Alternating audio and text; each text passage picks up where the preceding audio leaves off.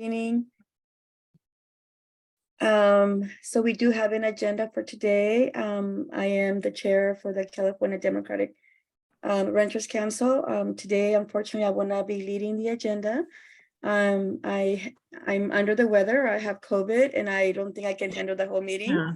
So I made an ask of Alfred, our secretary, to lead. Alfred. Sure. Welcome everybody to our August Renters Council meeting.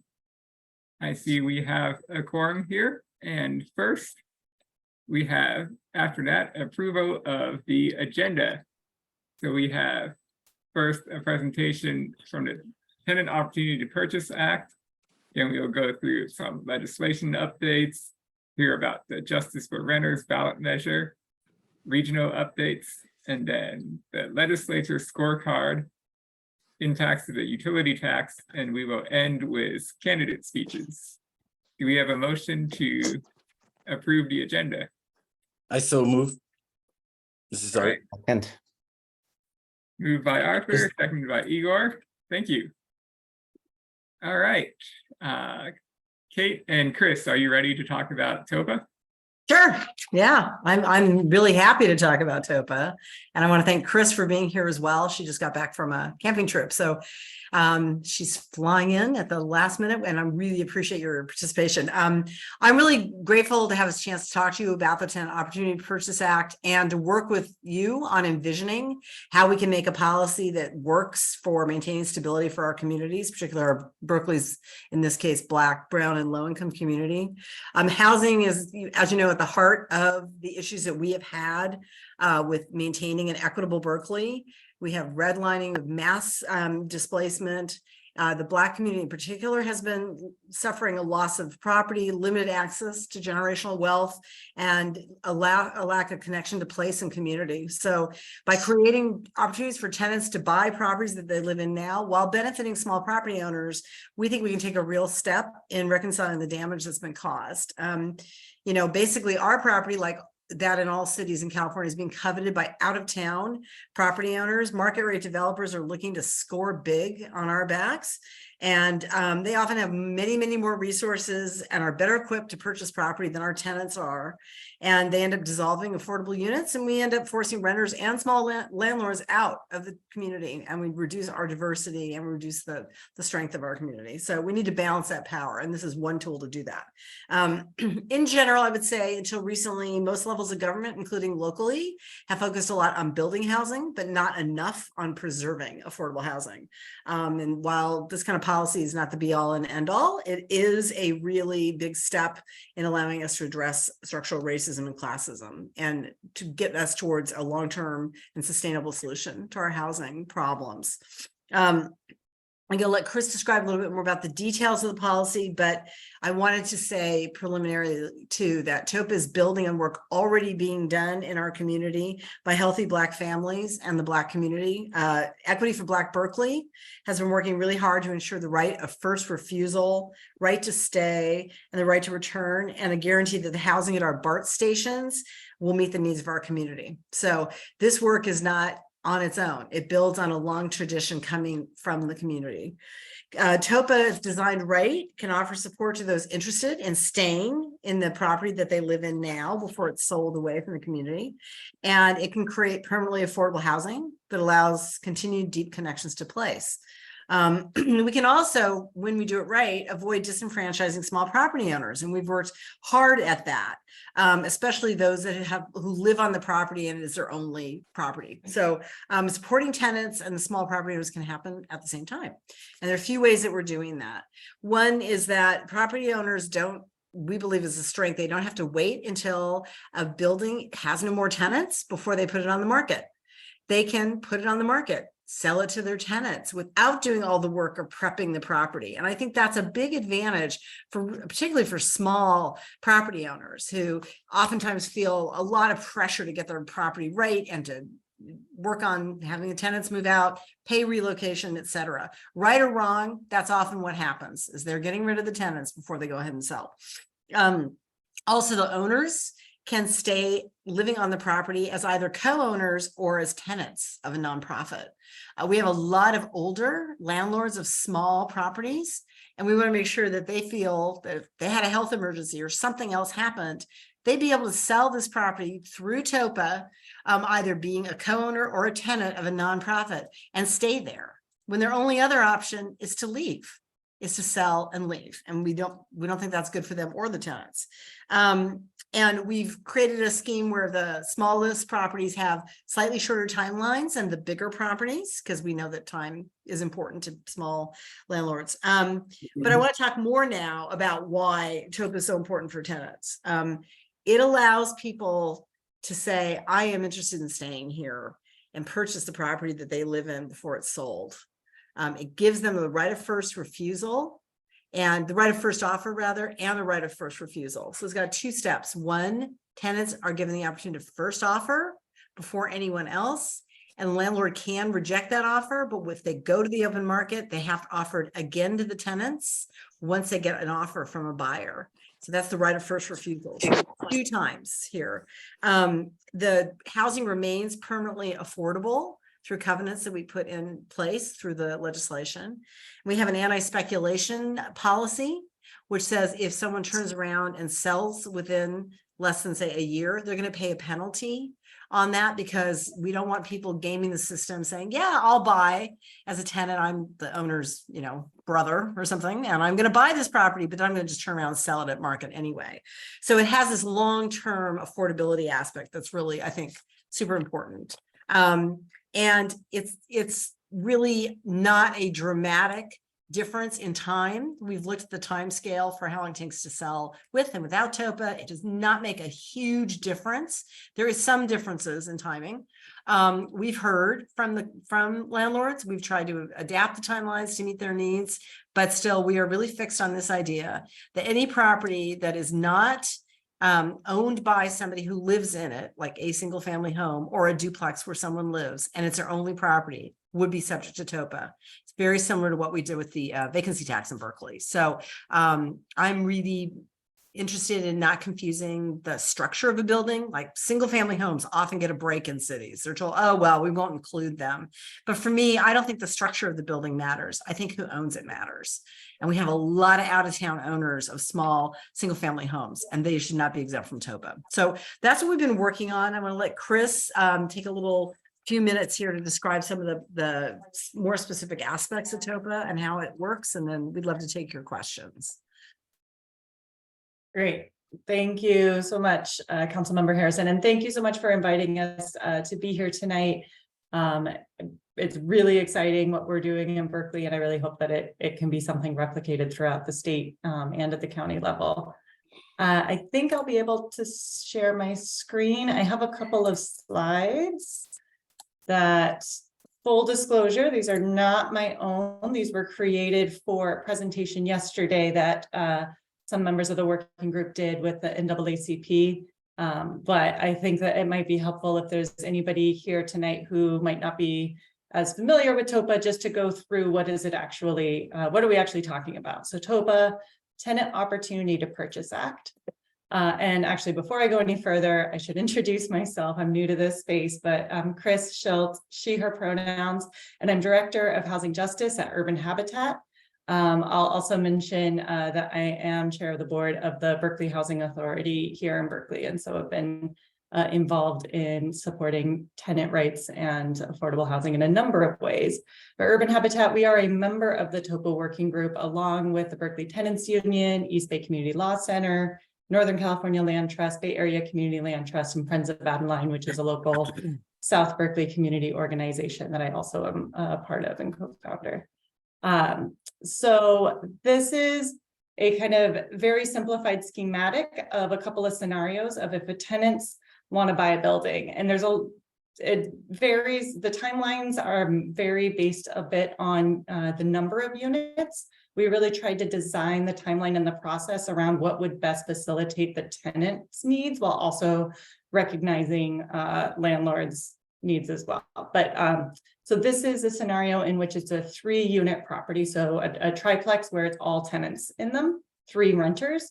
and their owner decides to sell the property, and they notify the tenant under TOPA.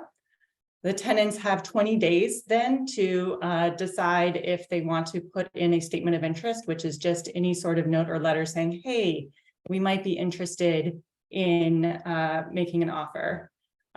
We then have the tenants work with a supportive partner, which is a nonprofit in the community that will work with the tenants to provide technical assistance, connect with financial support, and they will have 60 days from the day that they submit their statement of interest. They'll have 60 days in order to put their offer together, to do all their research, finance, all of that. If the property owner accepts that offer, then the tenants get 120 days to close. And then the tenants get to stay, the neighborhood stays together, and the property remains affordable. So that is a successful story. We call this right of first offer because the owner takes the first offer that the tenants put together. But what if the property owner refuses? So the tenants work with a qualified nonprofit, their supportive partners, they put together their offer, and the landlord can decide, you know what, I don't want to accept that offer. I want to put it out on the market. And they can do that under TOPA. What happens next is once the landlord receives an offer that they want to accept, they then have to share that with the tenants, and the tenants will have 30 days to decide to match that offer. And then an additional 120 days to close if they decide to match the offer. And tenants get to stay. Neighborhood stays together and the property remains affordable. That is called the right of first refusal because the tenants will have the right to refuse a first offer given to the landlord, and to basically to refuse the other purchaser and for them to become the purchaser. So those are the two ways that our tenants can become property owners under TOPA. Some of the benefits, Kate already went through these already, tenants get that heads up that their property is going to be sold on the market. They're empowered with both right of first offer and right of first refusal to stay. And we have both supportive partners and here in Berkeley, an incredible ecosystem of qualified nonprofits and land trusts who can work with tenants to help guide in the process. We also have a small site acquisition fund here in Berkeley, though we desperately need to find more funding if we want this to scale. That's a whole nother issue. And here's a story of one of the tenants who actually, this is one of the buildings that really inspired this work on 10th Street, where an 8-unit building, the property owner decided to sell, notified the tenant, or the tenants actually found out through a neighbor. And the tenants reached out to Northern California Land Trust, one of our local land trusts, who interviewed with the property owner. They were able to kind of talk, and the property owner just agreed to decide to give the tenants time to organize and to sell to the tenants, or to sell rather to the land trust, I should say. And now the tenants have been able to stay in their homes. So that was, it was a while of a process, but I want to say that was 2018, 2019. Igor or folks in Berkeley may remember, but it was one of the early stories and inspirations of, it's amazing that happened. And it was so difficult. There was so much, lack of information and lack of processes. So the whole point of TOPA is really to put in place a process and streamline so that transactions like these can happen much easier, as easy as the way that private equity acts in our real estate market and is able to buy properties. Kate also mentioned some of this is already some of the benefits to the property owner. They don't have to, as Kate mentioned, a lot of property owners here try all sorts of nefarious things. I've seen it on my own block. My neighbor, just last month, the landlord tried to move him, push him out, even though we have just cause, even though we have so many protections. A lot of tenants don't know their rights. But under TOPA, a landlord doesn't have to push a tenant out if they want to sell. They can offer to sell to the tenant, and they can, find, and they can still find a willing buyer, even if it's not going to be the tenant. They get multiple chances to get an offer on the building. Whether or not you agree with it, the way that TOPA is designed is that the tenants do have to put together an offer, it will transact for fair market value. Like there's nothing in here that suppresses the price of the building. So the landlords will get fair market value for their property. But most importantly, it keeps the property ownership within the community. And once we've purchased it, hopefully with a land trust or a nonprofit, it can become permanently affordable for our community. And as Kate mentioned, landlords get a partial transfer tax refund. So we know TOPA is not a silver bullet to the housing crisis. And importantly, for communities that have been devastated by eminent domain and the way that government has forcibly taken folks' property, especially for Black and Brown communities, to recognize that this does not force them to sell, this does not control their selling price, does not prevent them from passing on their property or selling their property to their family or their heirs. That's some more data just about our properties. I think maybe in Berkeley, just to note, this third column really highlights how many units in Berkeley would be covered by TOPA, and it would be as much as 5,000 units that we think would be TOPA eligible. That doesn't mean they all come on the market at the same time. Yeah, I think I will leave it there. And actually, maybe the next slide is very important, sorry, to get into the timeline, most importantly. So we've been working on TOPA for many, many years now. Unfortunately, it's one of the things that COVID disrupted. And as you all know, there were so many other crises that tenants have been facing with the need for eviction moratoria, emergency rental assistance. But we have been moving it forward. Thank you so much to Councilmember Harrison, who's been working with the city attorney's office this summer to finalize some of the language details. And our hope is to be able to bring it to city council this fall. And I'll just name one of the challenges that we have seen in other communities in the Bay Area that have tried to do policies similar to TOPA. San Jose tried a community opportunity to purchase. East Palo Alto is looking at a similar policy. And unfortunately, there's a lot of misinformation going on out there. Much of it, frankly, being put out there by the California Apartment Association and the realtors. And it has led to some very strong opposition of this policy, frankly, from property owners who don't understand what it is. And a lot of what they have been saying in those council meetings have not actually been about what the policy is about, but they've been getting a lot of misinformation and have been trying very hard. And in San Jose, they were successful at killing the policy there. So I want to name that as this comes to city council this fall, we know that there's going to be fierce opposition. We're doing our best to make sure that everybody's legitimate concerns are being addressed in this policy, and that won't stop misinformation and folks who are just afraid of empowering tenants from fighting this tooth and nail. So it's so important to be able to be here and talk tonight with you all because we are going to need everybody's support and everybody's voice. So I will end actually on the ways to support TOPA. If you live in Berkeley, please reach out to your council members and remind them that this is such an important policy. They haven't heard it since last year. So we want to remind them that it's still very much alive and something that we want their support on. And at yosttotopa.org, we have a petition. I'll drop that in the chat. Please sign the petition and you can stay informed about upcoming advocacy opportunities.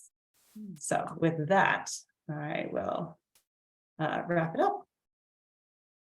All right. Thank you, Chris and Kate Harrison. Next, I see we have Francisco from Housing Now just join us, and we're going to skip ahead to the legislation update. Francisco, are you ready? I am. Can folks hear me okay? Yes. Okay, thank you so much. Hey folks, Francisco Duenas here. Sorry to be in the car, but happy to join you all. We're a statewide housing justice advocacy coalition with a lot of different coalition partners participating, some community groups, some policy groups, some labor unions. As a coalition, we have identified a few bills that we're prioritizing for the year, as well as some additional bills that coalition partners have asked us to endorse. So I just wanted to give a quick update. The legislature is coming back from their summer recess tomorrow on Monday, August 14th, and they're going to be in session basics for another month or so, where bills are currently most of them, if they're still moving forward, are going to be heard in the respective appropriations committee of the two houses if they haven't yet passed that. And then after that, they go to a floor vote. So the two bills that we're prioritizing, one is SB 567, which started off as a much broader renter protections, rental affordability bill, which included lowering our statewide rent cap. And unfortunately, we weren't able to hold on to that provision, but we did keep and are still included in the bill are some closing of loopholes around the no-fault evictions, trying to provide some guidelines, just some protections around landlords not abusing those excuses for those reasons for being able to evict a tenant when they haven't committed any violations on their lease. So for example, if the landlord is going to do a substantial renovation, then we're saying that at least they have to have permits. If it's something that doesn't require permits like mold, then at least they have to have a signed contract before they can kick the tenant out. It has to be something that a tenant cannot be in the property for 30 days continuously. And if within that time a tenant can be there, then they have a right to be in there, meaning if they're not working. So that's one example of a no-fault eviction that we're trying to close some loopholes. The other two are the owner move-in, and then and for that one, we're just trying to get in writing who the people that are moving in, trying to get in writing that they have to be there for at least a year.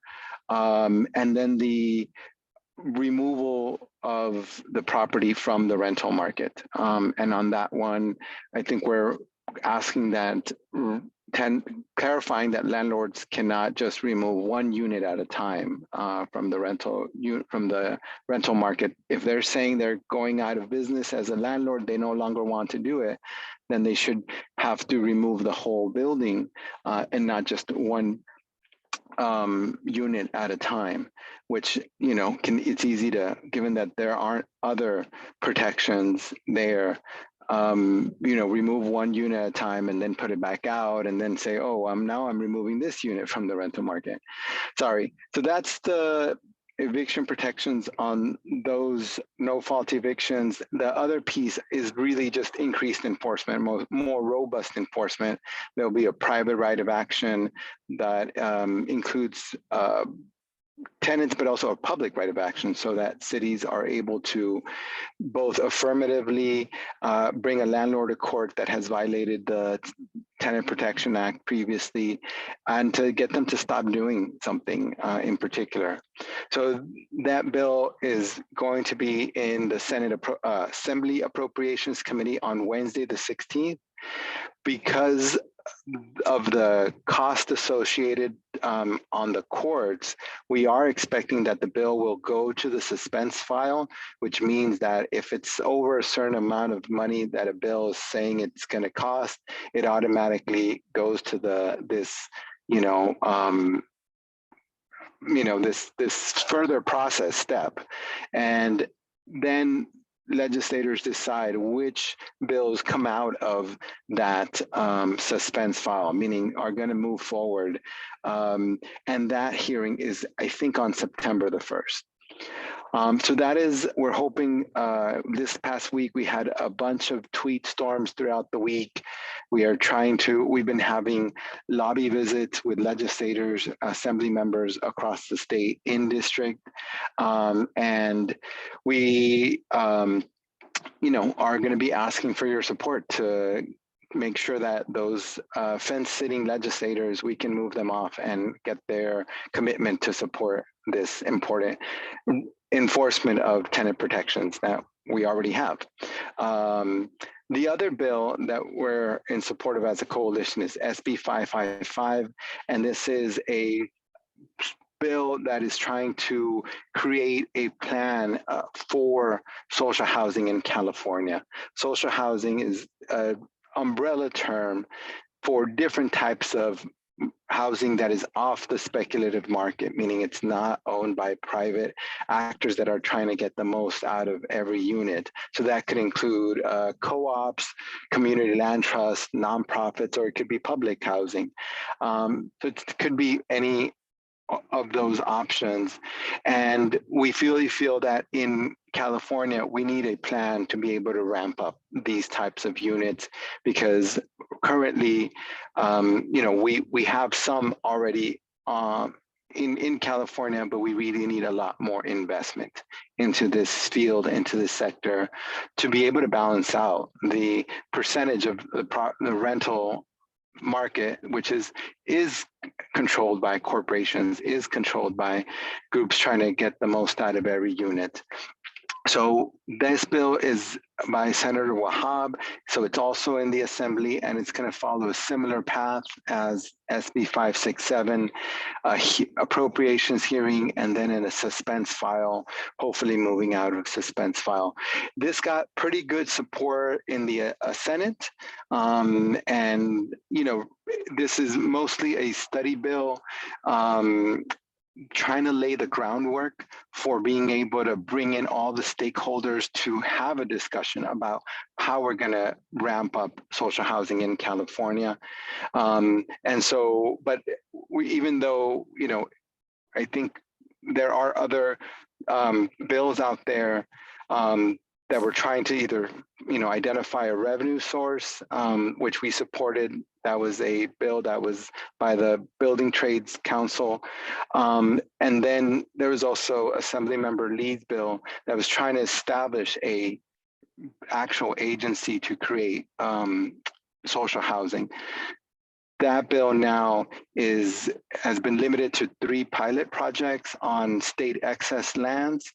Our main concern around that bill, as in general, we support all of the social housing in concept, in particular with Assemblymember Lee's bill. Some of our coalition partners had expressed that there was no guidelines on making sure that this model that they were proposing was going to actually, create housing for low and moderate income communities, meaning that there was sort of a upfront investment on getting the units that our communities needed the most, the communities that most need this type of housing, getting them in there into this bill and into that formula. And in the long run, in general, with social housing, the idea is that you have a housing that is a mix of incomes. And I think our coalition is very much in support of that. But we think that we're going to need to get there as a long-term strategy, and on the upfront do a huge investment so that we can house low and moderate income communities first.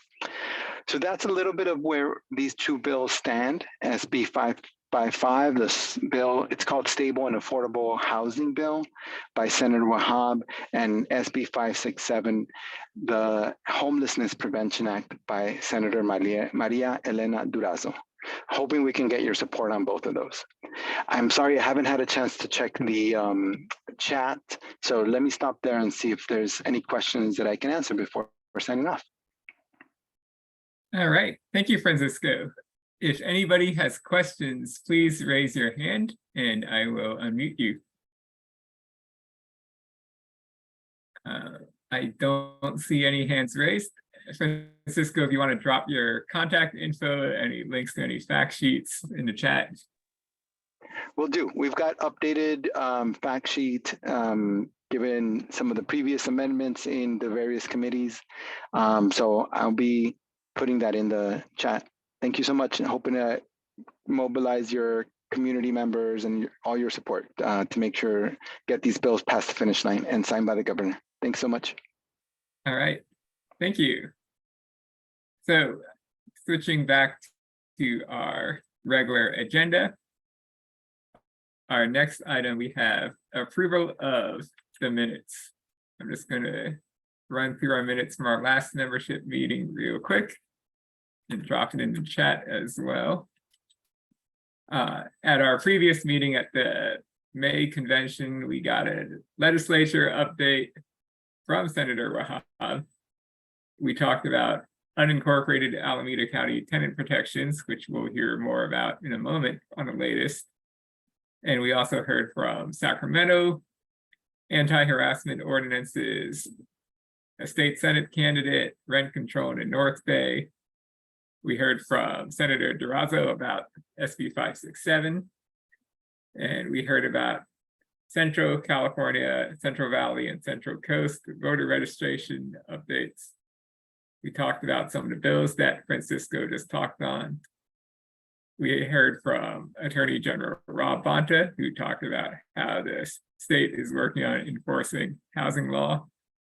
And we heard about indigenous communities in the Central Valley, the problem with rent evictions in Southern California, which we'll hear another update on later on. And also national housing lobbying efforts, the Justice for Renters Initiative, which again, we'll have another update today. And then some issues around tenants unions, ownership transparency, and solar for tenants. Again, the agenda for the May meeting is in the chat.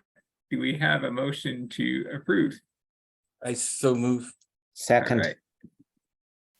Motion Arthur, second Igor. All in favor, please raise your hand or say aye. Aye. Aye. Great, thank you. Vinnie, are you ready for the treasurer's report? I can do that. Sorry, I got it and I filed it away just a second ago. And that's the wrong one. I'm sorry, I filed a few things away. I know it is right here. And our balance, I'm happy to say, is $5,293.25.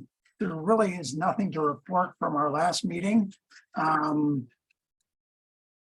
many expenses, and most of the money we took in was already talked about when we got all the people to sign up for the convention back in May. So everything's looking good. Great. I will text that number to you, Alfred, so you don't have to remember it. Okay, and does anyone want to make a motion to accept our treasurer's report? So moved.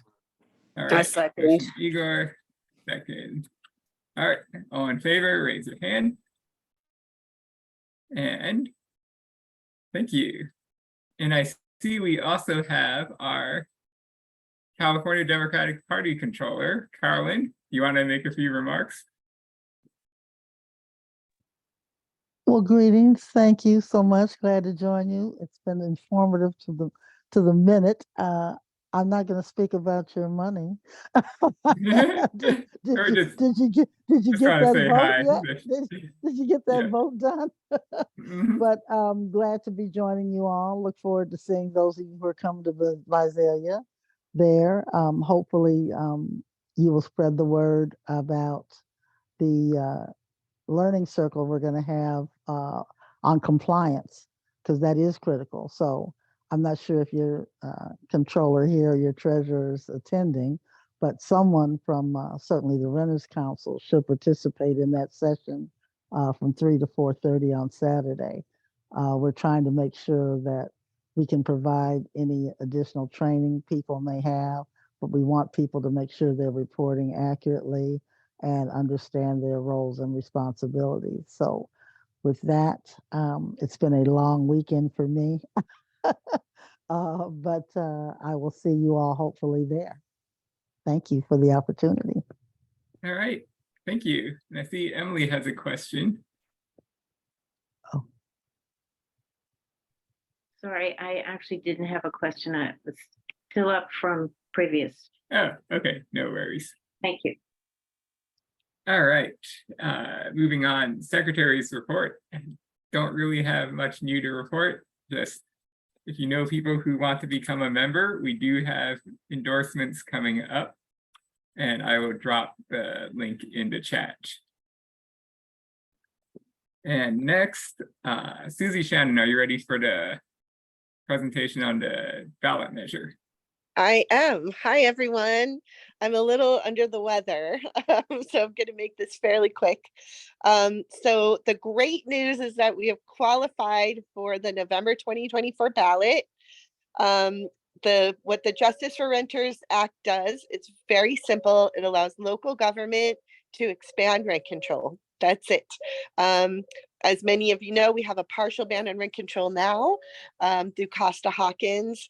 And what this would do is to eliminate Costa-Hawkins and allow our local government, basically our city council members and county supervisors, will give them the right to expand rent control where needed in their communities and pretty much however they want. The only thing is they can't take away existing rent control. So that's really important to point out. So I put in the chat our endorsement form. We're doing statewide outreach now, and we're looking for local elected officials to endorse. We're looking for our executive board members for the California Democratic Party to endorse, as this will come before the Democratic Party sometime next year. And so last time it was unanimous for Prop 21, and we had 98% of the executive board supporting Prop 10, which were similar measures. So we're hoping to get a really strong support from the California Democratic Party, but we also don't want to take that for granted because you never know how a vote's going to go. So if you are an executive board, if you could, board member, if you could please, go to the link that I provided earlier, and I will try to do that again, copy and paste it into the chat. We would really appreciate it. And we're also looking for organizational endorsements. I think we had about 500 in the last campaign. So particularly if you have endorsed already, previous iterations of this measure, if you could do that again, we would really appreciate it. And please, don't wait for us to reach out. We will reach out to everyone, but please, if you know that your organization, endorsed before, please, endorse now so that we don't have to do all that legwork later. One of the great things about qualifying early, which is what we were able to do, is that we want to make sure that we really hit the ground running, and your support would really, early support, I should say, it's really going to be a big part of that. And I want to thank our renters council members for all of their incredible support for this initiative. We did a press conference up in Oakland, and we had a number of our members speak, and also some of our rent board members as well. And the other ones we're going to ask to speak in Visalia when we do a press conference on Saturday at the executive board. So we're really gaining momentum. I want to give a shout out to Betty Toto, who is our national and statewide organizer. And you'll either be hearing from her or you'll be hearing from me about endorsing, or you could just go in and do it.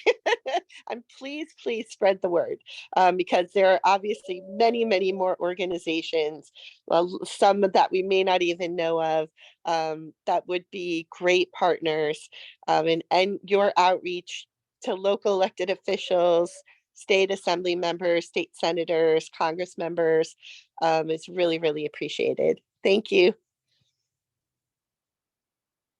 All right, thank you, Susie. Again, it is called the Justice for Renters ballot measure. Next, we have first I see there's a hand from Maribel. You have a question? Yeah, I just brought up Susan or Susie, sorry. You can upload the logo in the Google form. So no, you can put an image for the logo. You can do it in your Google form. Okay, we'll follow up afterwards. Dorothy, do you have a question? I'm sorry, I had to take another call. I just had I'm in real estate, and the TOPA Act, I think the big sticking point you might run into is the amount of time that you're asking people to wait after they've decided to sell a property, because usually people decide to sell a property because they need the money. So they tell them they have to wait 20 days and then get another offer and then wait another 20 days and then wait 120 days. I think that might not be realistic. Maybe I'm wrong. Maybe I'm not familiar with what nonprofits do and how it works, but I just think from what I know about people who are selling real estate, they don't want to wait 6 months. Right. Dorothy, to answer your question, yes, that is something that I've encountered on the campaign for TOPA. And one way that the proposed legislation addresses that is that there's a shorter timeline for a small property than a longer one for larger ones, because we recognize that an individual might need money sooner than a corporate landlord. Thank you for the comment. Yeah. All right, next we are going to head over to our Northern California update from Igor Tregub. Great, thank you so much, everyone. You already heard the exciting update from Councilmember Kate Harrison and Chris Schildt about the Tenant Opportunity to Purchase Act in Berkeley, also coming to you live from East Palo Alto, similar program.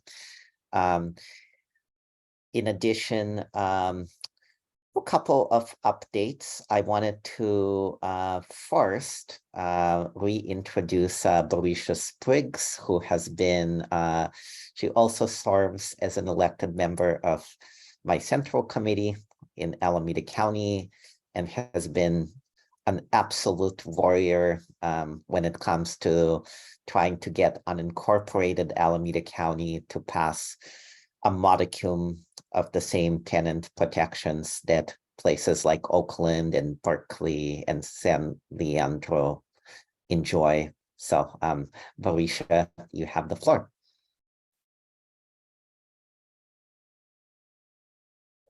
Oh, Barisha, can you hear us?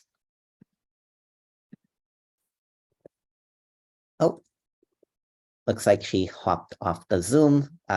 Let me try to get her back on. But in the meantime, I wanted to recognize we're joined by Councilmember Dan Kalb in Oakland, a champion of tenant protections there, who has helped craft some of the strongest renter protections in the state. Dan, would you like to say a few words about what's going on in Oakland?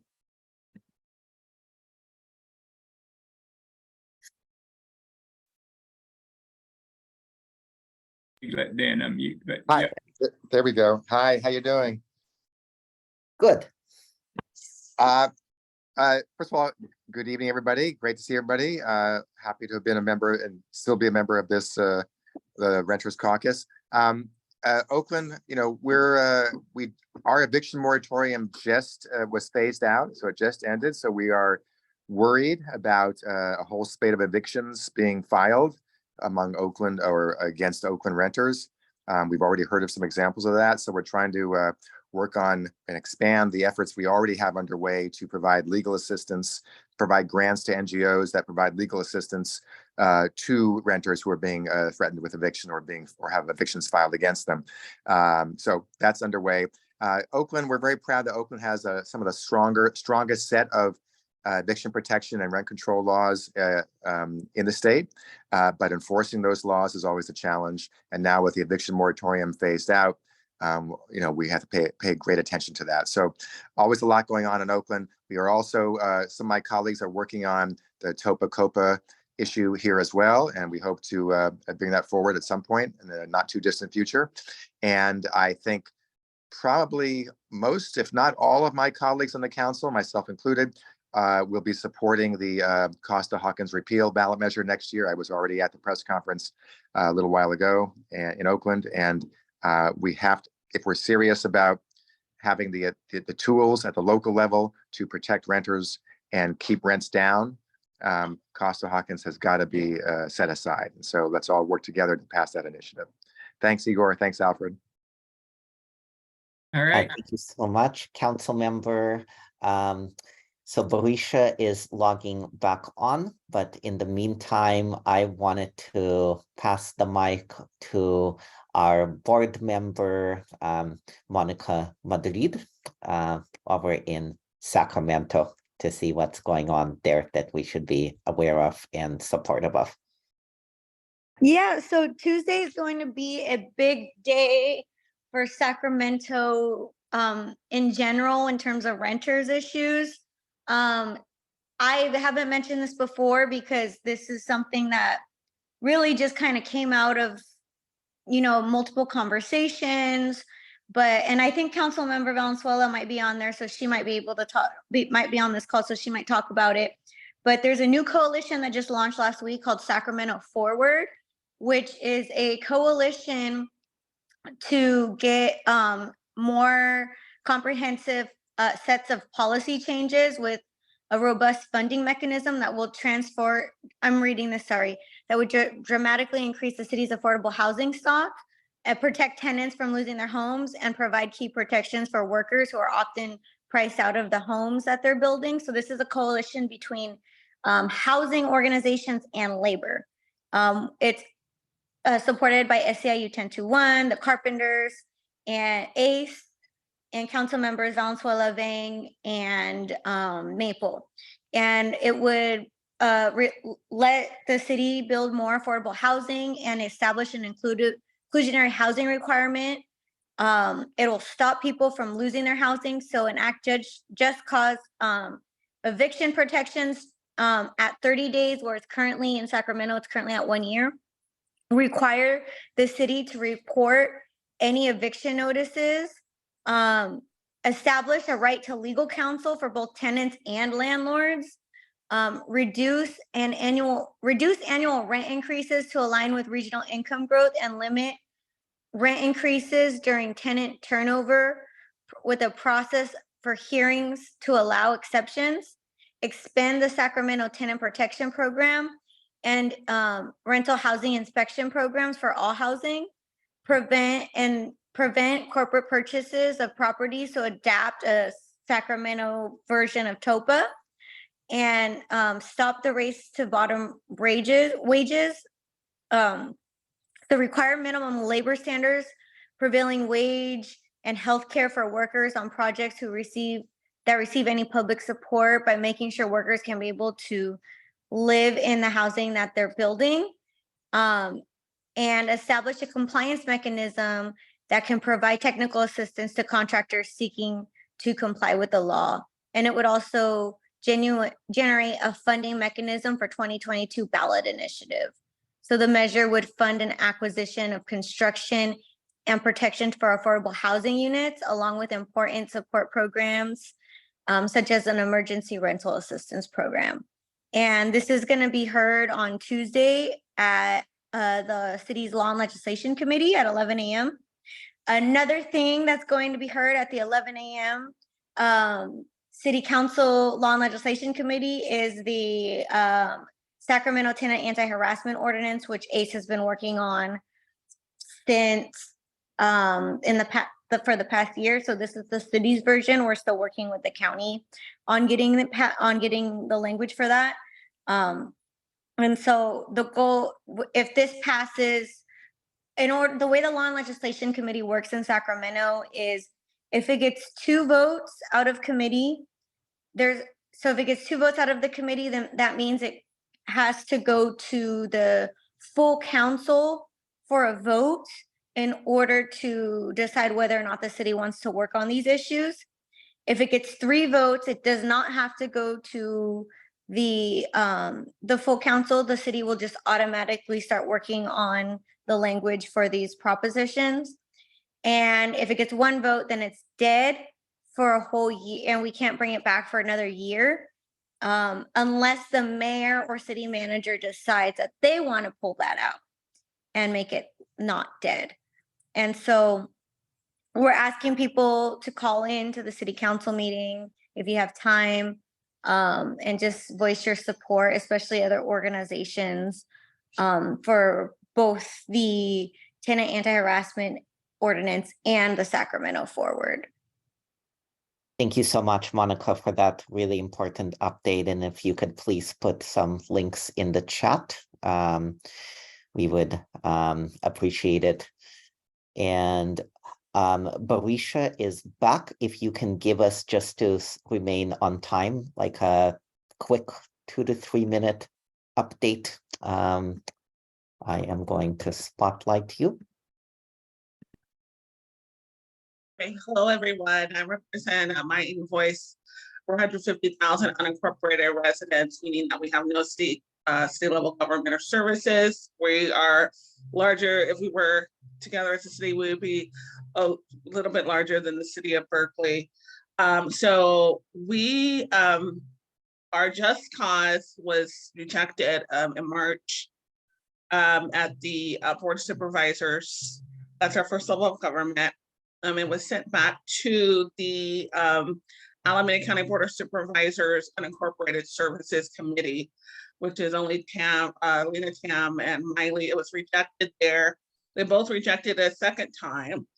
And the great news is that despite that, we partnered with East Bay Housing Organizations, who highlighted and provided a paper of research based on what the canvassers talked to the renters about, and also the surveys that we sent out online. And it was called In the Shadows of Eden: Rising Rents, Evictions, and Substandard Housing Conditions in Alameda County, highlighting specifically the unincorporated areas and how we are very vulnerable because we don't have any kind of renters protections at all that the Board of Supervisors passed. So that was actually covered in the Mercury News the first week of this month. And it was covered in other newspapers, smaller newspapers, Oakland Side, and several other newspapers. And so we are getting the word out. However, ultimately, we're going to have to get some new supervisors in office next year. Because this Board of Supervisors is ultimately anti-renter. And so that's basically the gist of it. And thank you so much. Thank you so much, Barisha. We'll continue to obviously be very engaged in this effort.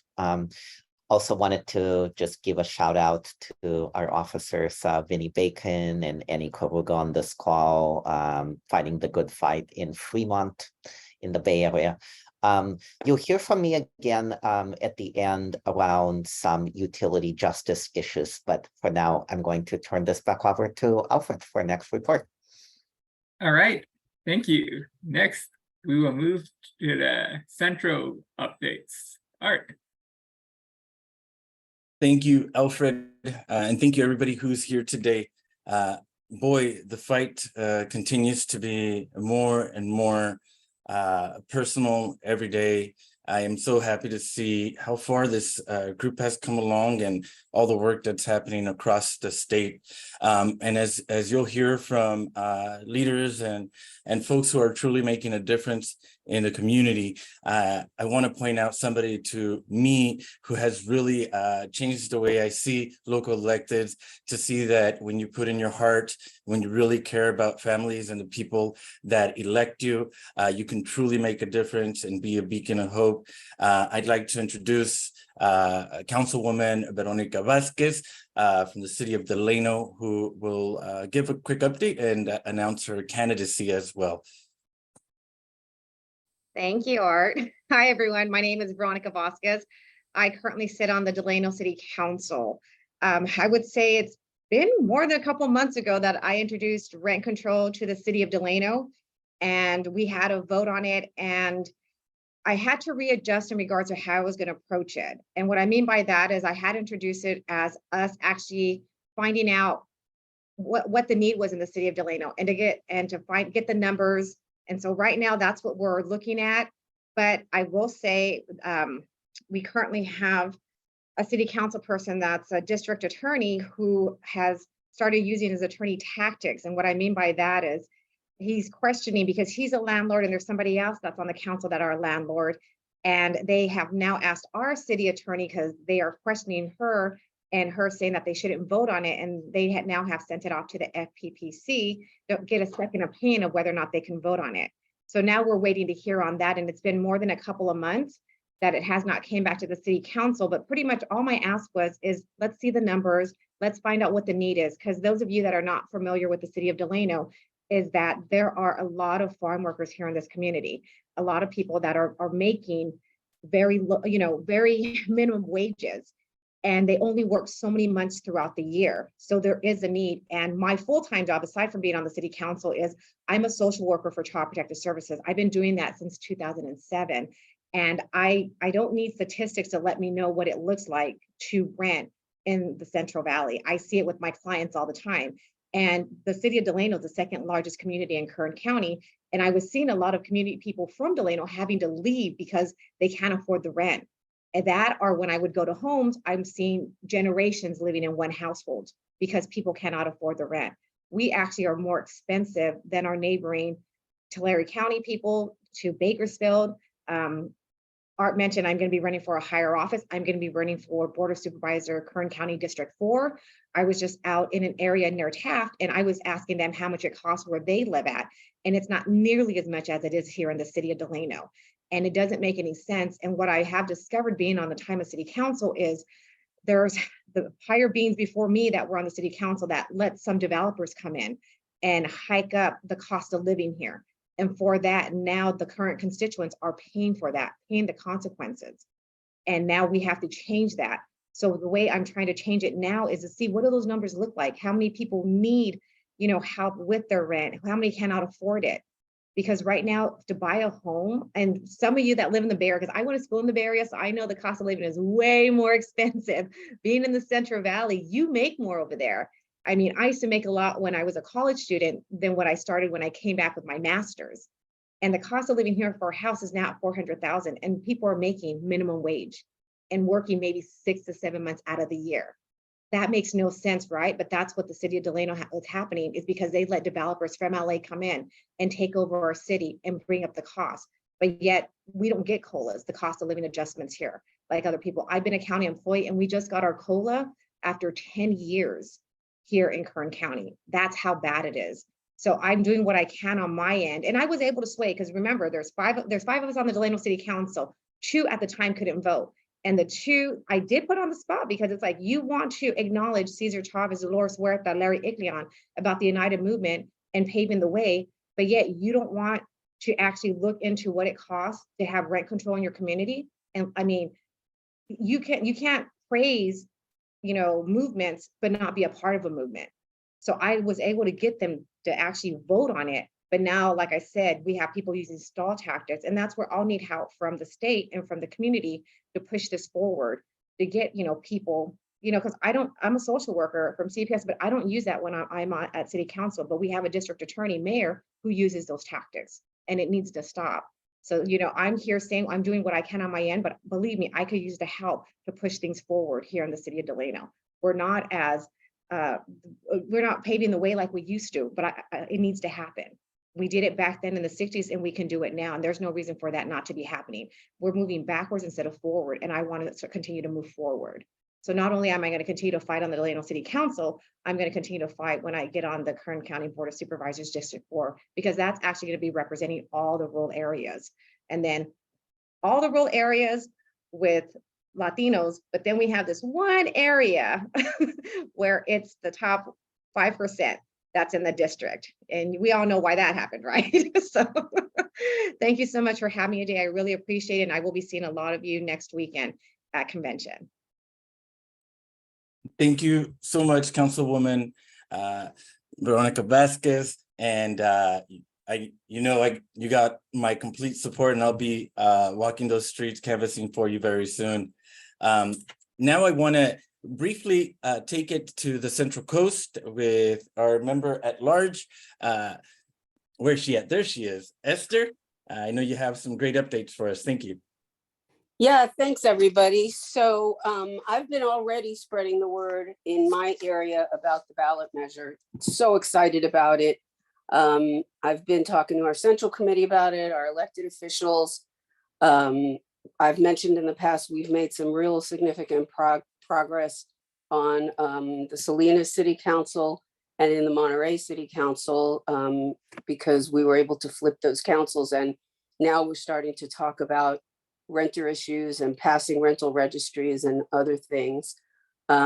What's also happened at the Monterey City Council is after years of me pressuring them to reevaluate the stipends that they pay city council members, they just passed unanimously raising those stipends.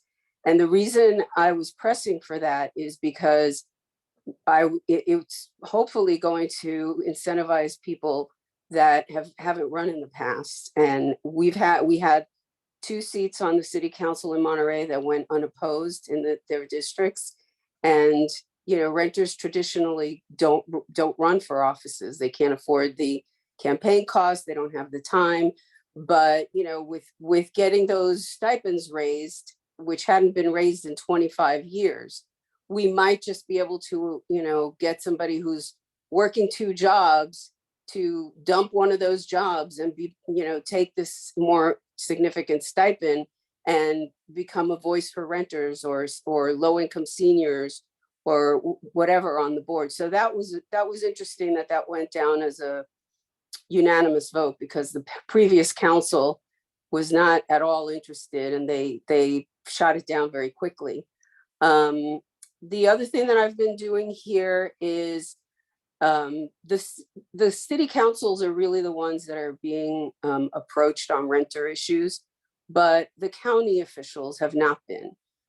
I've been going to 3 of the county board of supervisor members and speaking to them about the renter issues in their districts. And I start out asking them what conversation is happening about renter issues at the board of supervisors, and they have no choice but to say to me, none. So I've challenged them all to, at the very least, do what I've been asking them for the last 5 years, which was to find out how many renters they have in their districts. And nobody did that. So I have one board of supervisor candidate that's here tonight with us. And the one that he's going to be hopefully replacing the seat, I challenged her, since she isn't going to be having to run a campaign or anything, that she doesn't have to worry about how her position is, on joining forces with me and really pushing the renter conversation at the county level. And she already is. She's instructed the staff to find out the number of renters, and I asked her to also find out from the sheriff's office how many evictions and what type of evictions they have been serving, so that we can start having more of a conversation at the county level and not just in individual cities. And really, I've been getting really geared up with our central committee and others to really talk up the ballot measure, and that our central committee has really committed to targeting the renter vote this coming election. So I'm really excited about that. And I'll throw this over to Alan Hoffa, who is a current Monterey Council member and is running for a county supervisor seat as well now. Thank you, Esther. You are doing such a great job of bringing these issues to the attention of elected officials like myself.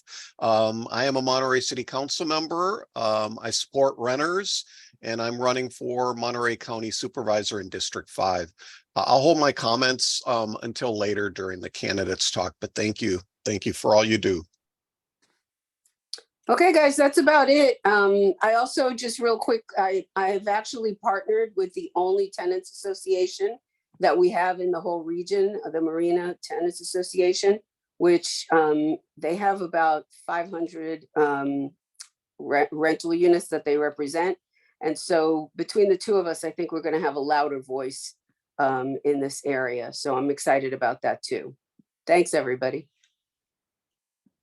Thank you, Esther. You've done such amazing work in really bringing attention to much of the issues that we haven't heard of in the Central Coast, and I'm real happy that not only you, but this amazing board that's been on here, we've all been doing lots and lots of work, and a good way for us to really capture what the many voices in California have to say is kind of capturing some of the stories that of challenges that renters, specifically farm workers here in the Central Valley are facing, from being displaced to make room for H-2A guest workers by the Tulare County Housing Authority. We find that housing for farm workers not only has not been made, but we're losing housing, and the need is becoming more and more. I know that Mari I'm recovering from COVID, and Mari's kind of going through it right now, but I really would like for you, because ever since I've called on her, she's been right at our side, and we've been tackling it head on, and not very many people that I know that are as fierce at fighting injustices like Mari. And so I really think that I would like for you to share a little bit about what campaigns we're working on here in Tulare County. Thank you, Arturo. So in the Central Valley, there's a couple of campaigns that are going on. You brought to light a couple of them. So we learned that for the last, since the beginning of COVID 2020, we have domestic farm workers residing in USDA housing that are being evicted for no cost. These are families who have been in their homes for 30, 20, 10, 5 years. And suddenly they're being evicted with no reason. So, and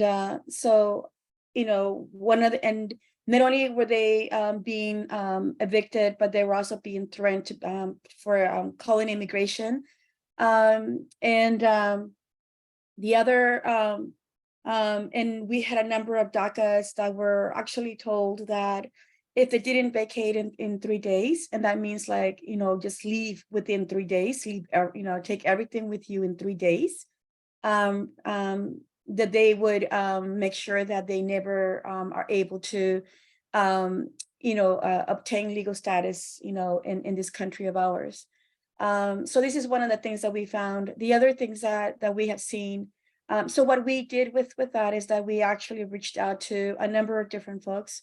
We reached out to, we had a meeting with Congresswoman Berkeley. She actually came to visit the families who were being displaced, and they asked for a federal investigation on USDA housing, and to prevent those kind of displacements. They're unlawful and under threat and duress. There's in Delano and Veronica, thank you for your leadership, we are in a campaign. We actually are working with Housing Now attorney Leah Simon Weisberg, in drafting a measure. We're going to the ballot in Delano for rent control for 2024. And what we're asking, what tenants are asking in Delano, is, I think it's 70% of CPI, and it cannot be more than 3% in 5 years. And they're also asking for legal services for renters, as well as, no cost evictions, strengthening cost evictions, even with units that are in public housing that are under Section 8. So that is what is happening in the ground to make sure that we are successful. A Rural Justice Alliance a coalition was developed that consists of 5 different organizations. They are the Delano Guardians that are former UFW organizers and current UFW organizers. There are the Lot for Tomorrow, with this a young organization of developing the champions, of today and tomorrow. And then Centro de Unidad Popular, who has been doing amazing work, working with indigenous families who speak other languages besides Spanish. They're from Oaxaca, and they speak Mixteco, Bajo, and Alto, Tigri, Zapotec, and trying to address the displacement that they're experiencing in discrimination, the housing discrimination, because of where they come from, their language and their culture and color of skin. We also, besides, we kicked off a voter registration campaign that has been very specific and targeting renters, and there's staff has been hired to do work on the ground, and there's a wave of volunteers that also are in the ground, making sure that folks who are eligible to vote do, and to educate folks on the process. Quite often, there's threatening tactics that are used at the polling places in the Valley. That is something that we have experienced when we have our facility, the Larry Ilion, one of those facilities, has been, we noticed that it has been very difficult, for folks to come in and vote. So we want to make sure that we're able to support and lift communities. Our work has expanded into Madera. So in Madera, there was some work that was done in preventing the displacement of 30 families. And we are hearing of other families that we're working in organizing tenants in an apartment complex. There are monolingual Mixteco speaking, the tenants.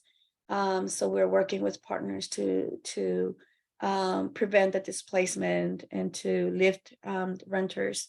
And we do know that we do have the support of a couple of members, the mayor of the city of Madera. So we do have allies within the council, and it's some of the same folks that helped when a previous apartment complex was being displaced, 30 families. And the city responded by placing a moratorium on evictions in lieu of the pandemic. So we just want to expand on that. That's some of the work that is happening in the Valley as part of the Rural Justice Alliance, which, Yolanda Vega is here and others. Yes, I think that's it, Arturo. Thank you, Mari. Thank you so much. We recently, there was the largest farmwork house study done by UC Merced, and a lot of the findings indicate that the big determinant of health of farm workers and the concerns are in and around housing. And so one way that we can support that is supporting Justice for Renters Act, because the vast majority of the housing is exempt from any rent control and any type of tenant protections because of Costa-Hawkins. So as you know, it's incredibly important to move forward and stand together. I know that the city of Fresno has been working on some tenant protections, and once again, it's critically important. But last thing I want to point out before I hand this back over to Alfred, and thank you for being patient, is the intersectionality of the different issues that we all, it takes a village, and as a community, is how we're going to be able to be successful. I've seen so much change and so much progress in and around the tenant issue, but when we also involve our environmentalists in finding this solution, it has been incredible. And I'm happy to see Emily here and Igor here, many others, and Alfred, that we understand the value of how all of us working together is how we're going to bring this community together. Back to you, Alfred, and thank you everybody for showing up. All right, thank you, everyone. I wanted to give our Central Valley folks some extra time since that is, after all, the focus of our upcoming Visalia Executive Board California Dems meeting.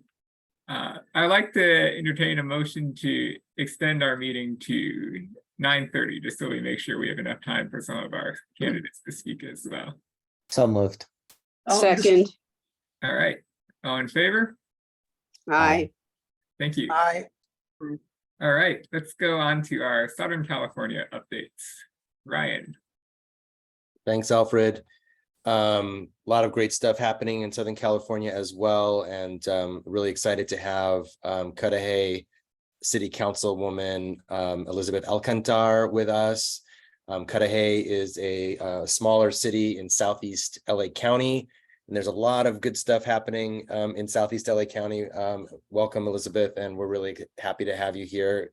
Could you just please tell us a little bit about what's been going on there and how you won rent control for your constituents? Yeah, absolutely. Thank you all for having me.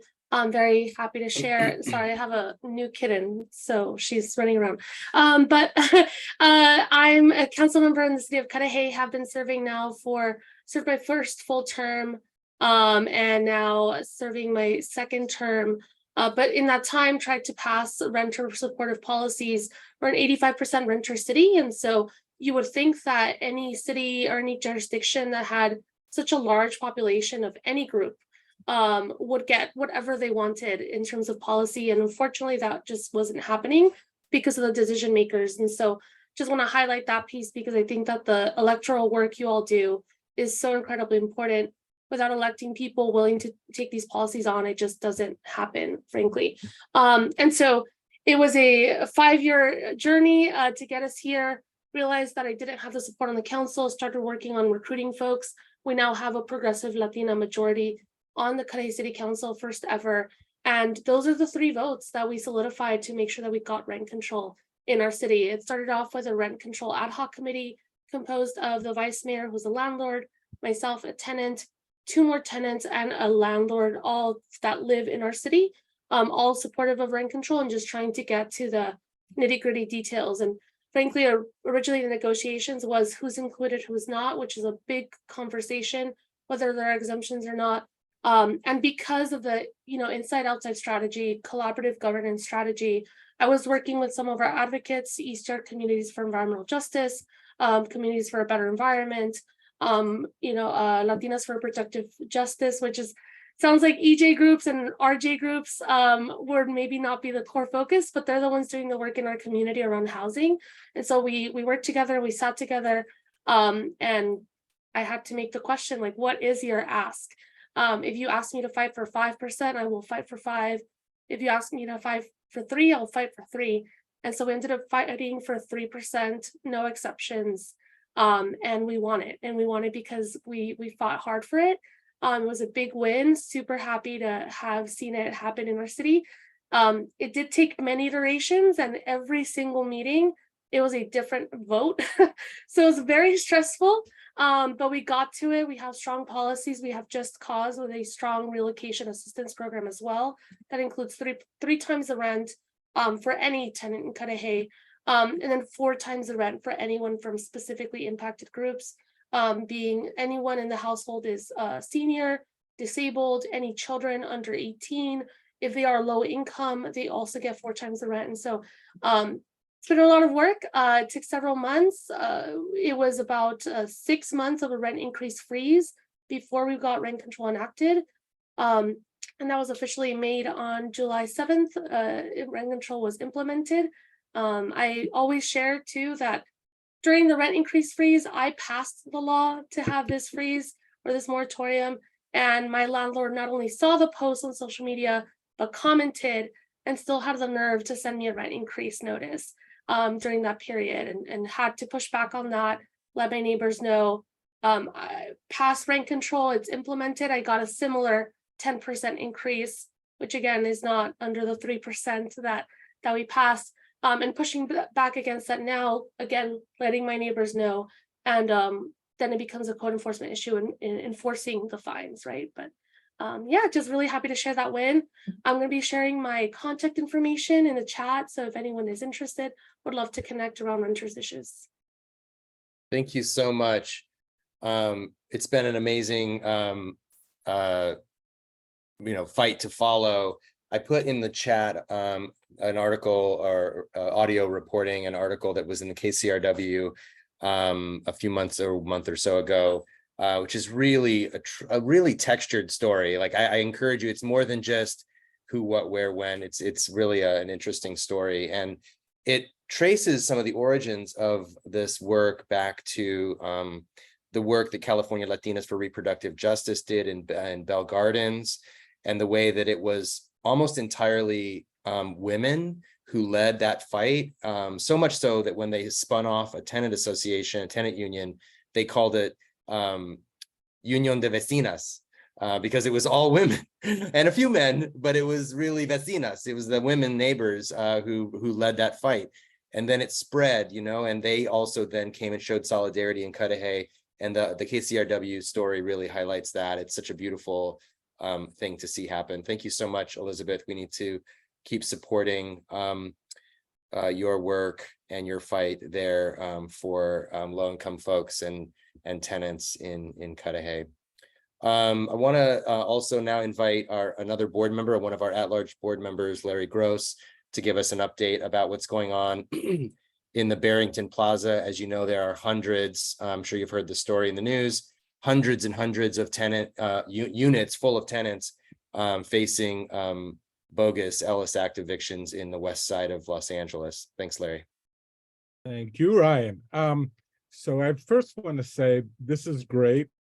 We have all these people here giving up their Sunday night to ensure that the voice of tenants and the tenant movement is heard within the Democratic Party. And I think, that's really important. It's a way to push our elected officials to do the right thing. And I'm honored to be a board member of the Rental Council. I did have a question before I start. So Art, you're just getting over COVID, and Mari, you have COVID, and we're coming to your town next weekend. Is there something we should know? So wear masks. So additionally, I am also the executive director of the Coalition for Economic Survival, which is one of the oldest, if not the oldest, tenants' rights organizations in the state. We've been around for 50 years. We led the effort to bring rent control to Los Angeles in 1978. We actually created the city of West Hollywood and elected our members to the majority there to pass strong rent control laws there. So the latest effort we're involved in, as Ryan said, is that since May, when tenants in the Barrington Plaza apartments received eviction notices from their landlord, who's been trying to get them out for like 3 years and looking to actually convince the city council to have a permanent exemption for them to be able to evict all the tenants, and they weren't successful there. So they put $400,000 behind a city council member who was elected in that district. And as soon as she was elected, they served tenants living in a 712 unit rent-controlled affordable housing complex in West LA eviction notices for the Ellis Act. And so their landlord, Douglas Emmett, a multi-billion-dollar corporation, is employing the Ellis Act not to go out of the rental market, as Ellis Act states, but essentially to renovate the complex, put in fire sprinklers, make it fancier, and bring in higher paying renters. And so tenants there have been organizing and fighting back.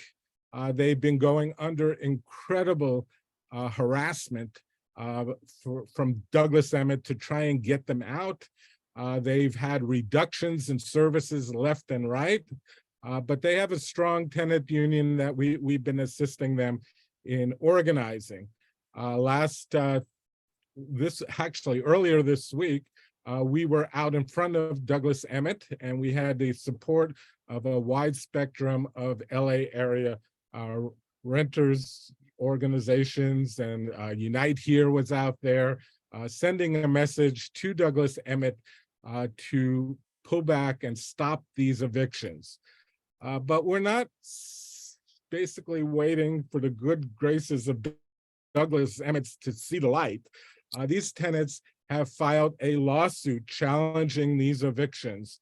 And I did want to acknowledge Housing is the Human Rights AIDS Healthcare Foundation, who had been put up a substantial amount of money to allow us to hire some of the best Ellis Act eviction attorneys in the area. Senator Ben Allen donated $1,000 to the lawsuit, and on Tuesday we're going before LA County Superior Court judge to decide whether or not they will stay the evictions until the outcome of the legal case. And what the legal case is challenging the Ellis, or the misuse of the Ellis Act, saying these people are not going out of the rental business. They have made it perfectly clear that they are not. They've put out news releases indicating that and stated it on the press. But the importance of this lawsuit and this struggle is that it could have tremendous ramifications throughout the state. Because if this landlord gets away with evicting under the Ellis Act for doing renovations, they're literally putting bullseye on the back of every rent-controlled tenant in the state. Because then landlords will see that they are able to just say that they're renovating a property and using the Ellis Act to clear out the building and then jack up rents. And so we're asking everybody for support. I put in the link there. It's a leaflet about the court hearing on Tuesday. If you're in the LA area, we ask that you come down and support the Barrington Plaza tenants. The other thing is a link to the Barrington Plaza Tenants Association, asking for your donations, whatever you can give, because this lawsuit is going to be very expensive. And they've raised a lot of money already, but you know, lawsuits are like fires. They keep spreading, and to keep going, they need to be fed. And it's just like a lawsuit that Douglas Emmett is trying every stall tactic they can to drag this on, to raise the costs for tenants. And so we need help from as many people around the states who recognize that this is not just a battle for Barrington Plaza tenants. It's a battle that will determine where tenants throughout the state are in regards to the Ellis Act, and whether or not they're going to be vulnerable to landlords such as Douglas Emmett. So we ask for your support, and we will keep you updated on that. Thanks, Larry. One quick question in the chat from Esther is whether our AG Bonta is going after them. I assume since there's a Superior Court case, he's not gotten involved at this stage. He has not. We welcome him. But he could. He could, yes. Yes, he could. So some folks here in this group have connections to him. Maybe we can see if he's interested in protecting these tenants. I also wanted to apologize to City Council Member Vasquez that we haven't done a good enough job in containing our developers in Los Angeles and letting them get up to Delano, to gentrified Delano. So our apologies for that. Yeah, there was a great article, probably most of you saw it in the LA Times this past week, about how the Bay Area and LA's rent crisis, affordable housing crisis has really caused, you know, spillover effects, which is putting it mildly, in the Central Valley and especially Fresno. And it's really, really frustrating. We recently hired a Central Valley coordinator at Tenants Together, and she's doing a bang up job of really connecting with tenants all up and down the Central Valley. And it's really become almost like the tip of the spear of the work that we're doing, just because of how underserved for tenants that area is. Of course, we all know that the Bay Area and Los Angeles sort of for decades have been leading the charge. Let me look here. A couple other updates from Southern California. I believe Nick Schildt is on the call, actually, from Burbank, council member. Are you? I didn't speak to you in advance to ask if you'd be interested in speaking, but Burbank held a marathon city council meeting, special council meeting, a few days ago, about a week ago. Tenants from the relatively new Burbank Tenants Union came out. Ton of landlords came out, and I think they were there past 1:30 in the morning, doing a study session, community input session on AB 1482, what it does for tenants, and more notably probably what it doesn't do. Did you want to, Nick, I don't know if you can are available. Did you want to give an update of where Burbank is at on this? Sure thing. Thank you, Ryan. I'll try to be brief. Yeah, just so you all know, Burbank is one of the remaining holdout cities that still does not have any form of rent control above and beyond what 1482 requires. To Ryan's point, we've done a couple really critical things. It sounds like we're a few steps back from what our colleagues in Cudahy are doing, but we're very much following in their vein. So last week, we directed staff to return with an ordinance that would codify locally many of the existing provisions of Senate Bill 567, closing the 1482 loophole for rent eviction and raising relocation assistance to 3 months of fair market value for our tenants. Although I personally am very interested in what my colleague had to say about putting in place 4 months for really disparately impacted communities that are facing eviction right now. Moving forward, the council is going to be looking at the rent cap and whether that should be 3% or some other number. And we'll also be looking at how to regulate that locally, whether it's the creation of a rent board from some configuration of our currently existing landlord tenant commission, or really scrapping it and going in an entirely different direction. Could involve the charter amendment, but the point is that we have some really great work that we're doing in Burbank. Please stay tuned. Please come out, voice your support for our Burbank Tenants Union and folks like Ryan who are showing up every week to keep the pressure on and to keep the momentum going. And Ryan, thank you so much for the opportunity to share that. And just my pleasure. Question for Nick. Are you getting around your city attorney? Is it still a problem?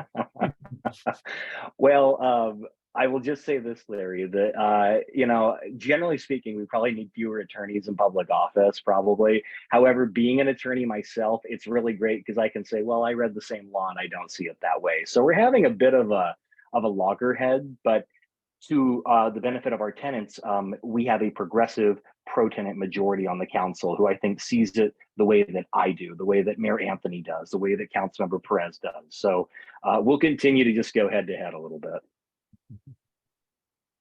Yeah, it is. I mean, if ever your meetings are on Tuesdays, is that right, Nick? Tuesdays, 6 o'clock, and we still have phone-in public comments. You do not have to live in Burbank. You don't even have to come to City Hall. You can call in and voice your support for rent control pretty much any Tuesday night. Great. There is a landlord presence in Burbank like I have not seen in a while. And so it's quite a show if you want to come out. They were there, as I said, past 1 o'clock in the morning last week. So thanks so much, Nick. Let me give you a couple other quick updates. Pomona, I believe tomorrow, Pomona, City of Pomona passed an emergency rent control and just cause ordinance last year. And they're working now on passing their permanent ordinance. It seems like it's fairly undramatic at this point. In other words, hanging in the balance at all, but I believe there's a special meeting. I wrote to one of our organizers over there this afternoon and haven't heard back yet, but I believe there's a meeting tomorrow in Pomona to codify their permanent ordinance. And then the Keep LA House Coalition has a couple of things that are worth mentioning. One is that we're meeting tomorrow with Karen Bass just to try to, you know, speak to her about the way that there is this obvious connection, right, between tenant housing insecurity and rising homelessness in her. You know, she's really focused so far on,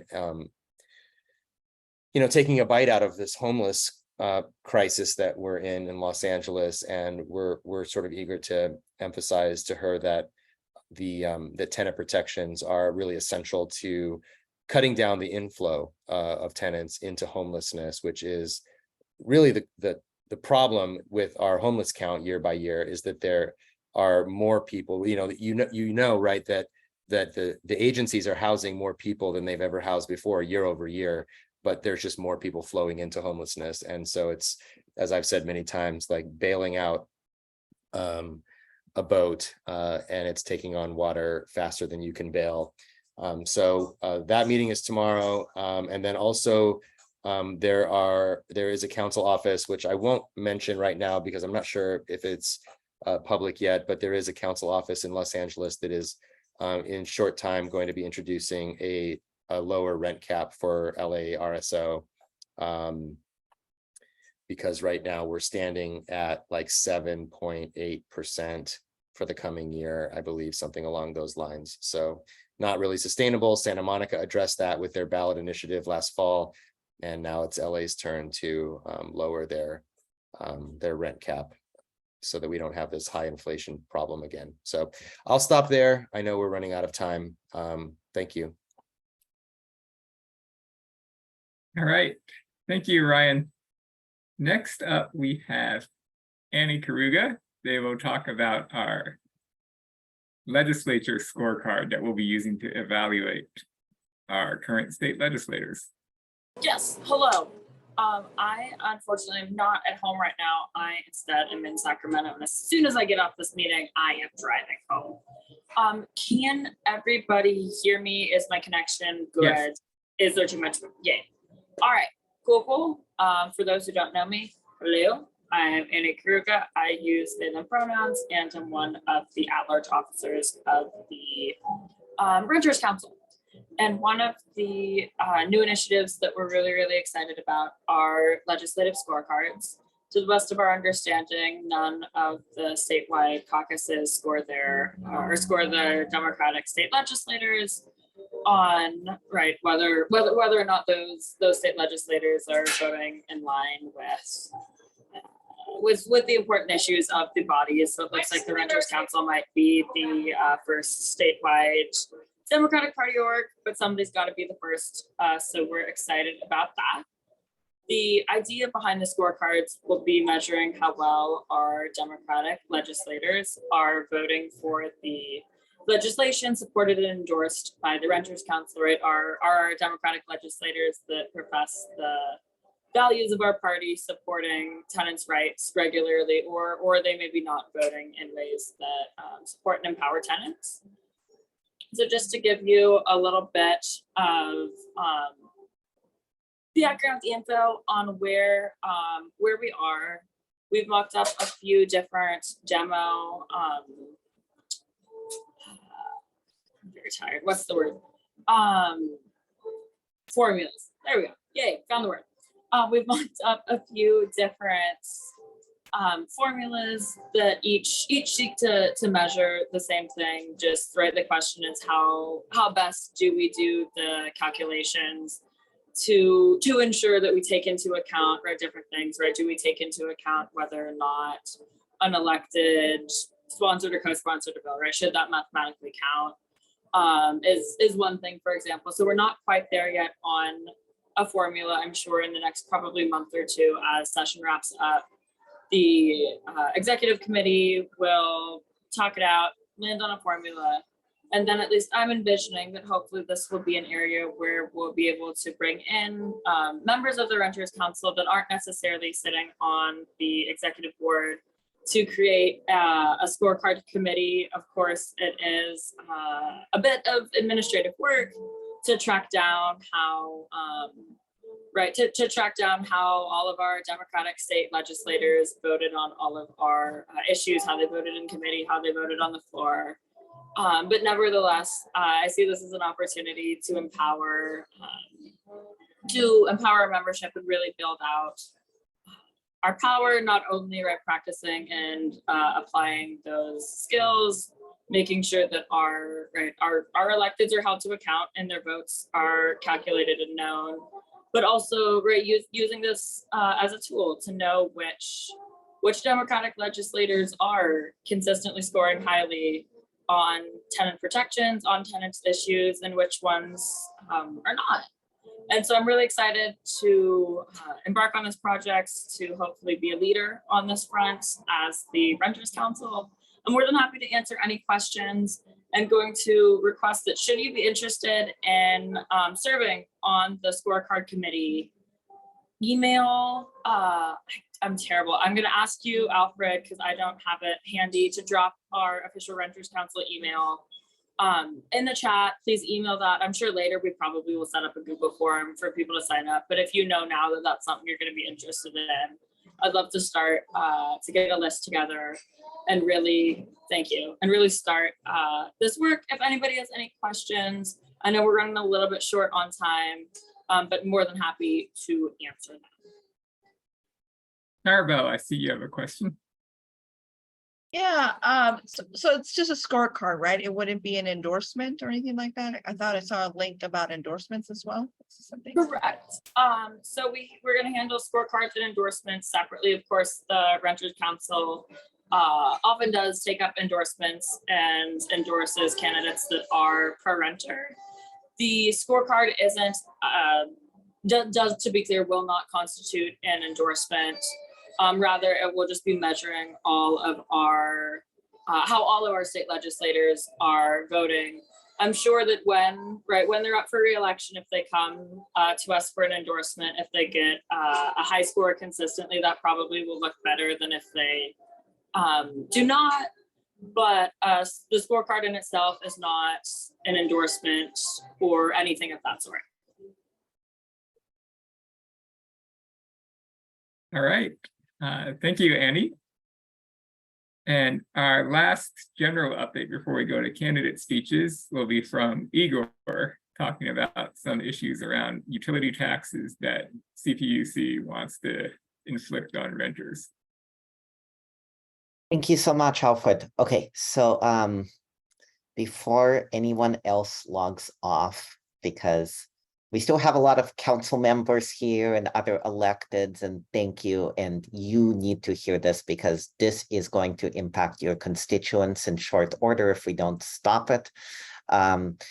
Also, just want to give a shout out to the Children's Caucus Chair, Sarah Ruth. She's on the call.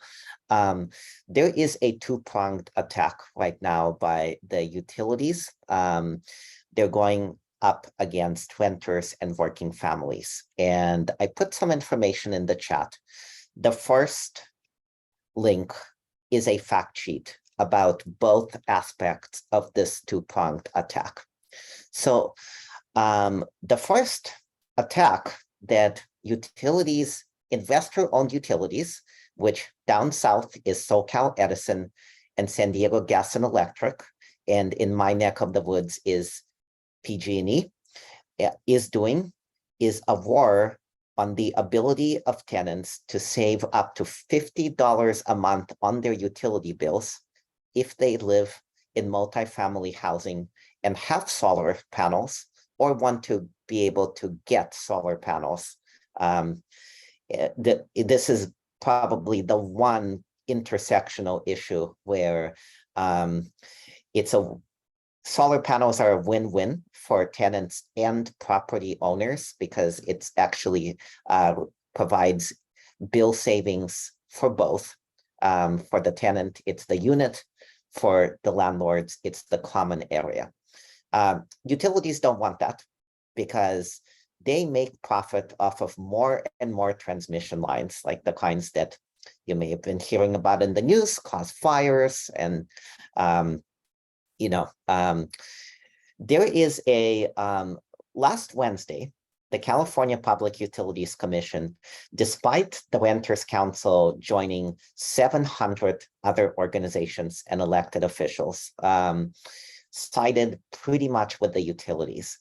Now that is a proposed decision. So we have a little bit over a month to turn it around. And to do that, there are two ways that you can be involved.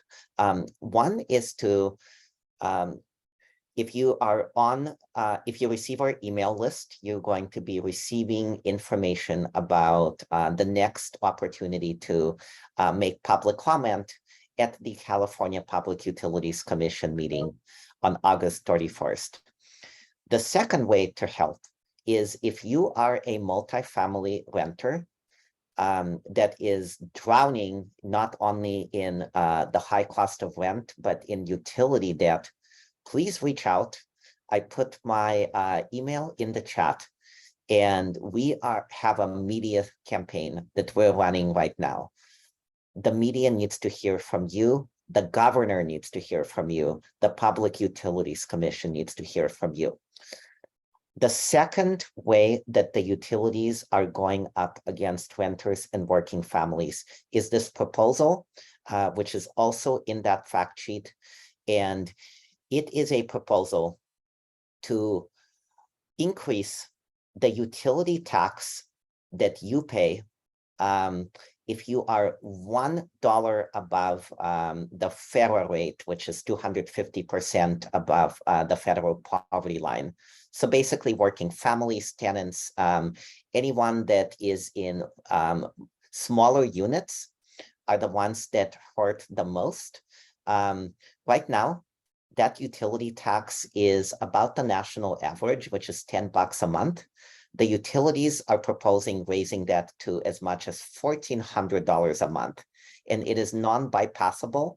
So that piece, you may not even be home. Like you could be spending a month on advocacy in the Central Valley, and you unplug everything and you come back and you have a $1,400 a year bill, $120 a month. That is, the technical term is bullshit and extortion. And we are going to be fighting back. So before we do anything else, while we still have 30 people on the call, I want to see if we can get a motion in a second to join a new campaign. I'm calling it the Energy for Renters, Not Corporations campaign. That will empower us to be able to join the 60+ organizations that have already signed on to this. I so move. Thank you, Art. Is there I a second? second. Awesome. Let's just hear all in favor, please say aye. Aye. Aye. Anyone opposed? Abstentions? All right, the ayes have it. That's great.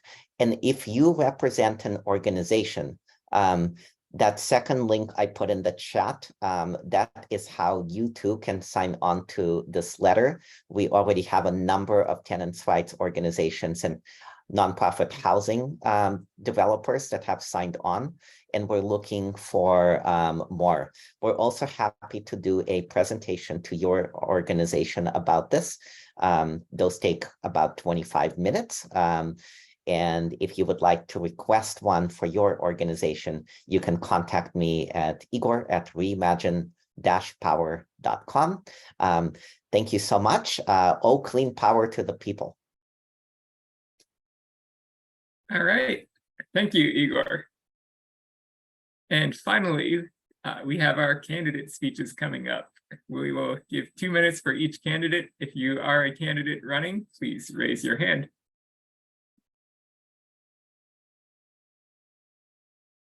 All right, I see Sean Frame, Nick Schildt, Vinnie Bacon. So Sean, you are first, and then Dan Kalb will be fourth. All right, thank you. It's so great joining you here tonight. My name is Sean Frame, and I'm a Union Progressive dad running for Assembly District 6 here in Sacramento. The Capitol is actually in my district.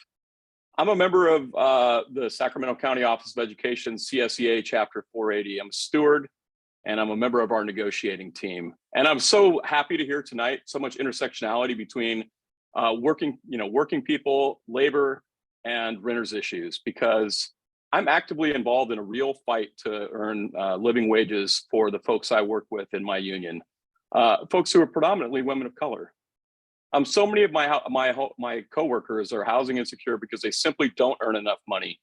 One of my coworkers, who's an infant and family specialist, who's been doing it for 29 years, saw her rent go up 27% in the last 3 years, while her wages went up 7%. She's one incident away, one car accident, one health incident, or anything else from being unhoused. I'm so pleased to be here tonight talking to you all at the Renters Council, because what we're doing here matters so much. Most people are renters or have been renters in their life. And that's true throughout our state and our nation. We're in a housing crisis. And I've heard so many incredible stories tonight about that. We have to do something about this. It's an intersectional issue that involves both living wages and actually basically saying it right out. Housing is a human right. I support justice for renters, full repeal of Costa-Hawkins, and so many of the other efforts that I've heard about here tonight. And I'm running to take this on to advance that legislation that will keep people in their homes and ensure that profits aren't more important than people. I hope to earn your support, and I thank you for having me here tonight. All right. Thank you, Sean. Next, we have Nick Schildt. Thank you very much for having me. I'll try not to use my full 2 minutes, everybody. My name is Nick Schildt, and I'm running for California State Assembly District 44, which is currently represented by Laura Friedman, and I'm proud to say that I have her endorsement in this race. So here's what you need to know about me. I was raised by a single mom. I was the first person in my family to go to college and to graduate. I spent most of my childhood uninsured, and even when I got a little bit older and started to work and start to purchase my own health insurance, I had my appendix out and had to pay off substantial medical debt for years and years and years. When I walked across the graduation stage at college, I then went to law school, and I've dedicated my entire career to fighting for consumers. And that's really what motivated me to run for city council in Burbank in the first place. I was the only young Democrat in that race, and I felt that there needed to be somebody who could lend a voice and lived experience to fighting to eliminate student loan debt, fight to ensure that everybody has healthcare insurance, and yes, to affirm that housing is a fundamental human right and that we can and should do more as a city. As you heard from Ryan tonight, we're right in the middle of that battle to bring rent control to our little corner of Los Angeles County. I've applied for endorsement with the Renters Council. I'd be honored to earn it, but I give you my word that whether I do or not, we're going to continue that fight and hopefully get a good result for the tenants in our community, which constitute 60% of Burbank. And they sure as heck deserve folks that are going to go to the mat for them. And the last thing I'll say is, why would I give all that up? Because I love my job and I love what I'm doing in Burbank. Laura Friedman is running for Congress, and we need someone who can step in day one and is going to take the tough votes and fight for housing, who's going to make sure that we're adding the opportunities to develop more affordable housing in our community, but more importantly is going to fight to identify the deficiencies in 1482 and to rectify that. And that's why I'm here, because I want to make sure that every working person, every working family in our district has a chance to succeed like I did. So if you'd like to learn more, you can visit votenickschildt.com. Look forward to speaking with all of you. And thank you so much for staying late, everybody. Take care. All right. Thank you, Nick. Next up, we have Vinnie Bacon.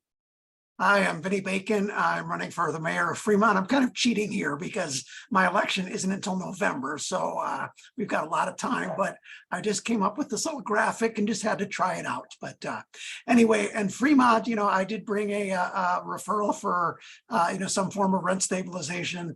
My motion didn't even get a second. That's how bad things are in Fremont for renters. We have a very landlord-friendly council here. So anyway, I'll be back next summer to ask for the formal endorsement in November. But anyway, have a good night, y'all. All right. Thank you, Vinnie. Next, we have Dan Kalb.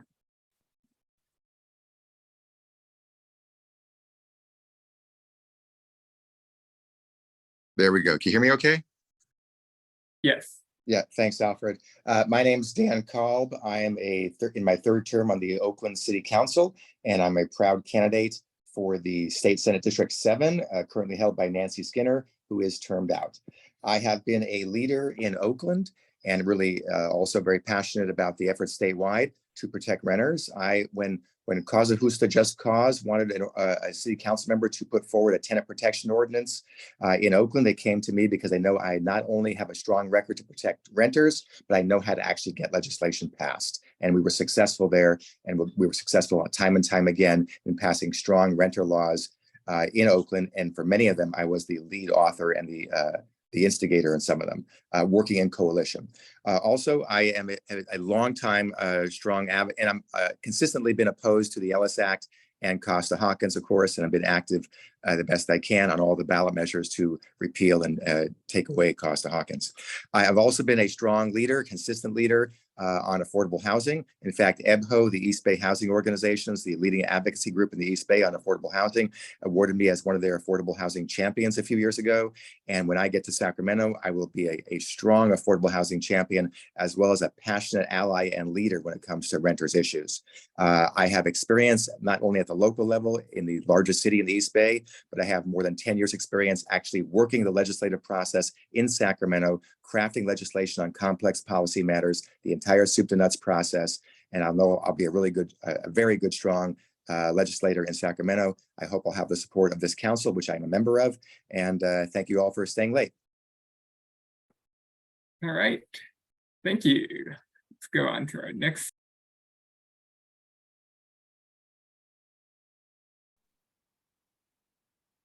Hi, everyone. Good evening. I'm sorry for the background. I'm driving on my way to Sacramento. I know someone mentioned that they were coming back home from there.